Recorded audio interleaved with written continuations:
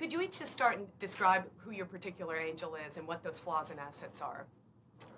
I play Dylan, and I sort of come from the reform school, juvenile hall circuit. I went into the police academy. I sort of turned all my angst and rebellion and Wendy-O, Motley Crue, Hesher Lake, Rush tank top wearing, smoking in the boys' room type of qualities into, turning that into sort of protecting, people. And my character has such a sense of bravery and a lack of fear, and that is what the essence of an angel is, and I think she does have to eventually blossom into her womanhood, but it's her bravery and her sort of rebellion that was really fun for me to play.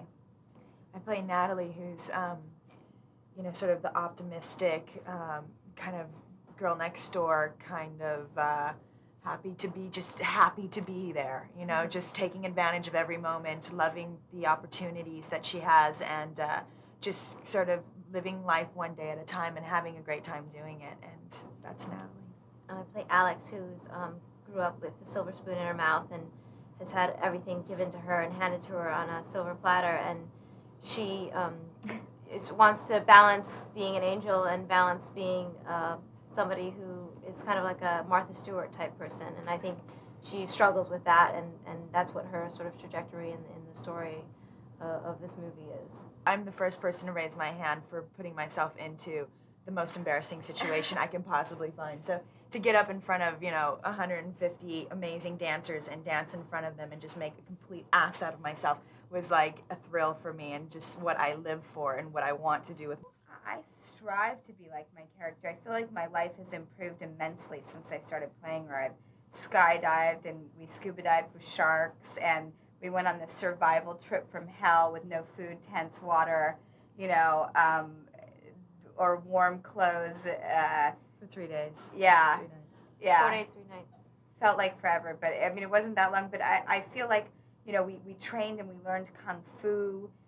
I feel like this year of my life is different than any other year.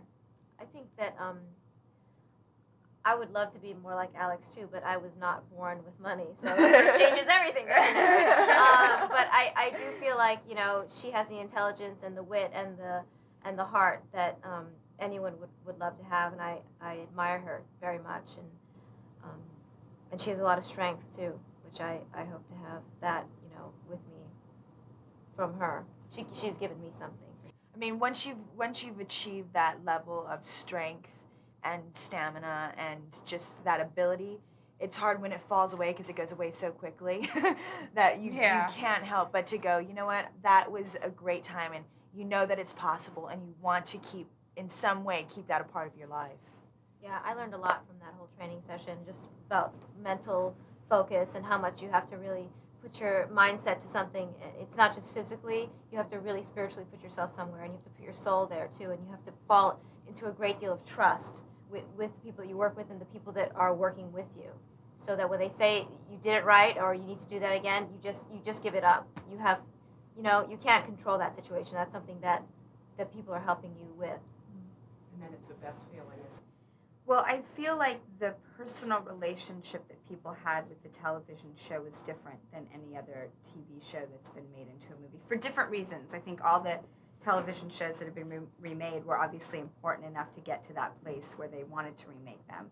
But this one, I mean, girls played Charlie's Angels when they were growing up. Men liked it because, it was exciting to see girls driving the cars that the guys loved and wearing, exquisite fashion and, sort of doing the man's job without male bashing. I think those are exciting things, and I think women love it because the women are empowered, they're smart, they're doing the detective work, they're solving the crimes, and they're having a really good time doing it. And also the fact that women can work together and be friends is amazing. It's not rare, it's just wonderful. I remembered it growing up. My sister played Charlie's Angels, and I just thought they were beautiful women who were powerful, and women, they were role models to me. They were women that I saw myself growing up to be, And I remember it vaguely, and I think that everyone, we played Charlie's Angels ourselves, and I don't know that much about the series in terms of the specifics and the outfits and the storylines, but I mean, Charlie's Angels just exists, and everyone was always in awe of the series.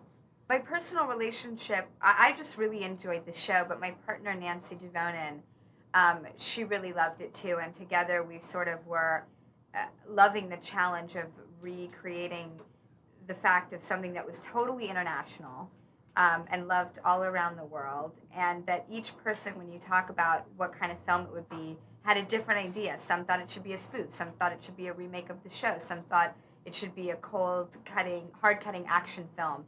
Some people thought it should be a comedy. I thought, how do you amalgamate all those hopes and modernize it? And the fact that McG, our director, was such a leader and combined all this cultural, knowledge and film and history and music and musicals and, incorporated them into a wonderful new film, was yet honoring the series. We never wanted to insult the show. That was so important.